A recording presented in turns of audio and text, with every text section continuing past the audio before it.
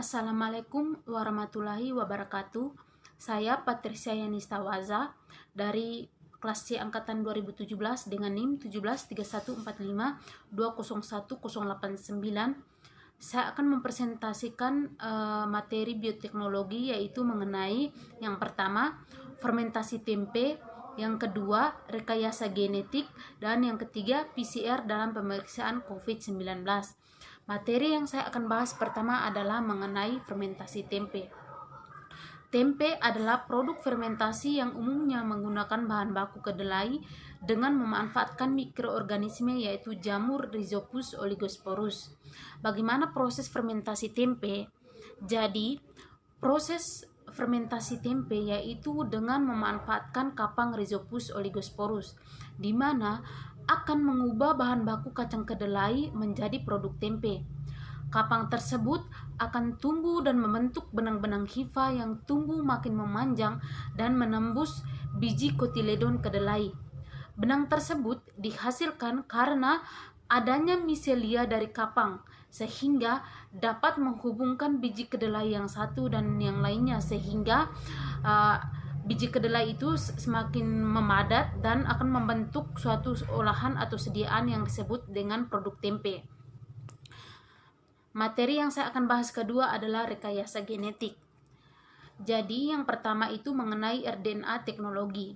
rDNA teknologi adalah sebuah teknik yang digunakan dalam keahlian teknik genetik yang meliputi identifikasi, isolasi, dan penyucian gen yang dimasukkan ke dalam sebuah vektor seperti sebuah plasmid atau bakteriofag untuk membentuk kembali sebuah molekul DNA dan pembentukan fragmen gen dalam jumlah besar atau pembentukan yang ditandai oleh gen itu.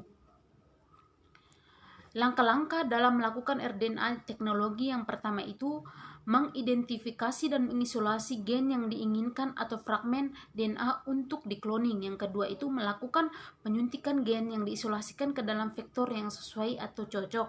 Yang ketiga, menampilkan vektor yang dimaksud ke dalam sel organisme yang tepat yang dipahami sebagai sel transformation atau perubahan. Yang keempat, pemilihan sel untuk suntikan yang sudah ubah. Yang kelima adalah multiplikasi atau mengekspresikan gen yang diperkenalkan kepada gen yang akan disatukan. Yang berikutnya adalah mengenai penggunaan insulin. Jadi, insulin dipakai untuk menyembuhkan penyakit diabetes karena insulin dapat menurunkan kadar gula dalam darah. Diabetes adalah penyakit kencing manis yang diakibatkan ketidakmampuan memproduksi insulin dengan baik. Gejala-gejalanya itu seperti ini adalah gejala untuk diabetes tipe 2, yaitu sakit kepala, mata kabur, berkeringat, sering capek, lemas, dan lapar. Bagaimana produksi insulinnya? Jadi, produksi insulin menggunakan metode DNA rekombinan dengan memanfaatkan bakteri E. coli sebagai inangnya. Prinsip dasar DNA rekombinan yaitu di dalam inti sel manusia terdapat kromosom yang mengandung gen. Salah satunya adalah gen pengkode insulin. Gen tersebut dipotong oleh enzim restriksi endonuklease. Gen ini akan dimasukkan ke dalam plasmid bakteri E. coli yang telah diisolasi. Oleh sebab itu, plasmid itu harus dipotong sesuai ukuran gen insulin tadi. Pemotongan menggunakan enzim peptisi. Setelah itu, gen insulin dan plasmid disatukan oleh enzim DNA ligase yang kemudian disebut DNA rekombinan. Plasmid yang sudah disisipkan gen manusia dimasukkan kembali ke dalam bakteri. Kemudian, bakteri dibiarkan berkembang biak agar dihasilkan koloni bakteri yang memiliki DNA rekombinan dan dapat memproduksi insulin secara banyak. DNA rekombinan merupakan salah satu contoh rekayasa genetik, di mana terdapat enzim restriksi untuk memotong dan enzim ligase untuk menyambung. DNA rekombinan bertujuan untuk menghasilkan produk dengan gen yang kita inginkan. Bagaimana rekombinan DNA teknologi? Pembentukan DNA teknologi dibentuk dari plasmid DNA dan DNA of interest melalui penyambungan gen. Rantai plasmid DNA akan terbuka dan akan disambungkan oleh DNA of interest. Hasil dari penyambungan plasmid DNA dan DNA of interest akan membentuk rekombinan DNA molekul. Rekombinan DNA molekul ini akan membentuk rantai DNA. Rantai DNA ini terdapat restriction site. Rantai tersebut kemudian dipisahkan oleh restriction enzim di bagian restriction site dan kemudian menjadi dua sticky end. Dua sticky end tersebut kemudian disambungkan kembali oleh DNA of interest. Di sini DNA ligase akan menyatukan DNA of interest dan dua sticky end tersebut. Hasil dari penggabungan dua sticky end dan DNA of interest akan membentuk rekombinan DNA molekul. Yang berikutnya adalah penggunaan bakteri untuk menyalin DNA yang menarik. DNA akan mereplikasi atau memperbanyak diri. Terdapat vektor ekspresi yaitu promoter, coding region atau DNA of interest, RBS, start codon, dan stop codon.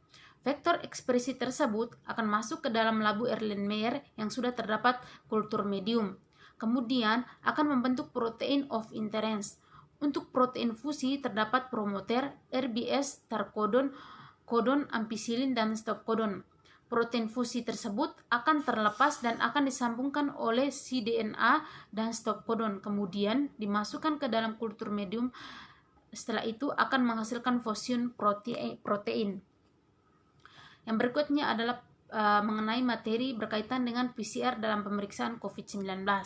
Jadi yang akan dibahas pertama adalah mengenai COVID-19. Jadi novel coronavirus atau yang dikenal dengan COVID-19 merupakan sebuah penyakit yang muncul pertama kali di Cina pada awal Desember 2019. Virus ini oleh WHO dicurigai berasal dari hewan yang diperjualbelikan secara bebas di Wuhan. Salah satu penyebabnya adalah transmisi atau penyebaran melalui kelelawar yang kemudian dikonsumsi oleh manusia. Bagaimana patogenesis dari COVID-19? Analisis filogenik menunjukkan COVID-19 merupakan bagian dari subgenus Sarbecovirus dan genus Beta coronavirus. Penelitian lain menunjukkan protein S memfasilitasi masuknya virus corona ke dalam sel target. Proses ini bergantung pada peningkatan protein S ke protease seluler. Penelitian pada pengikatan protein S ke protease seluler sehingga saat ini menunjukkan kemungkinan proses masuknya COVID-19 ke dalam sel mirip dengan SARS. Hal ini didasarkan pada kesamaan struktur 76% antara SARS dengan COVID-19, sehingga diperkirakan virus ini menarget angiotensin converting enzyme 2 atau AC2 sebagai reseptor masuk dan menggunakan serin protease TMPRSS S2 untuk priming S protein, meskipun hal ini masih membutuhkan penelitian lebih lanjut. Bagaimana penularan COVID-19?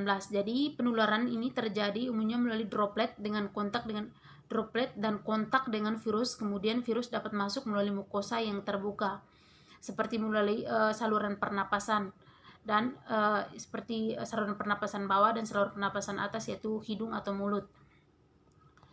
Bagaimana diagnosisnya? Jadi, diagnosis pasti atau kasus terkonfirmasi ditentukan berdasarkan hasil pemeriksaan ekstraksi RNA virus Severe Acute Respiratory Syndrome Coronavirus 2 atau SARS-CoV-2.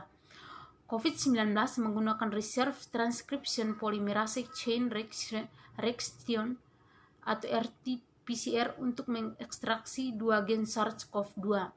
Apabila tes rapid serologi yaitu IgM atau IgA antibody dinyatakan negatif, belum tentu individu tersebut bebas dari COVID-19.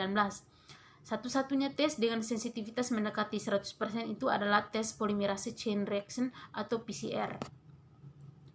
Bagaimana pemeriksaan PCR? Jadi, pemanfaatan direct PCR sebagai metode diagnosis yang cepat, mudah, dan terjangkau cocok digunakan untuk membantu menegakkan diagnosis berbagai macam penyakit, khususnya penyakit yang membutuhkan penata laksanaan sesegera mungkin. Pemeriksaan PCR itu dilakukan dengan dua cara, yaitu direct PCR dan cara standar yang didahului dengan isolasi DNA sebagai pembanding. Proses amplifikasi dilakukan dengan prinsip PCR multiplex menggunakan dua pasang primer dengan target gen DTX atau TOX region A dan gen DTXR. Panjang produk PCR adalah 551 BP untuk gen TOX region A dan 168 untuk gen DTXR. PCR dilakukan dengan menambahkan beberapa reagen pada PCR mix. Reagen ini berfungsi untuk membantu mengeluarkan DNA dari dalam sel dan mereduksi debris yang terdapat menjadi inhibitor pada proses PCR maupun elektroforesis. Pada penelitian ini, Direct PCR berhasil dilakukan hanya dengan memodifikasi suhu pada proses PCR. Suhu untuk inisial denaturasi DNA yang biasanya menggunakan 95 derajat Celcius atau 94 derajat Celcius selama 3-5 menit. Dilakukan dengan pemanasan 97 derajat Celcius selama 15 menit. Hal ini dilakukan untuk merusak lisis atau dinding sel bakteri sehingga DNA keluar dari dalam sel dan sekaligus terdenaturasi. Suhu yang lebih rendah akan menurunkan efektivitas lisis dinding sel sehingga tidak cukup banyak DNA yang terdapat teramplifikasi. Sebaliknya, suhu lebih tinggi meskipun akan meningkatkan dan mempersingkat proses lisis dinding sel. Tapi ini dapat merusak enzim DNA polimerase yang merupakan komponen utama untuk proses amplifikasi DNA. Oleh karena itu, kondisi PCR yang digunakan bersifat spesifik tergantung dari reagennya, terutama DNA polimerase yang digunakan. Sekian dan terima kasih dari presentasi saya. Kurang dan lebihnya saya mohon maaf. Assalamualaikum warahmatullahi wabarakatuh.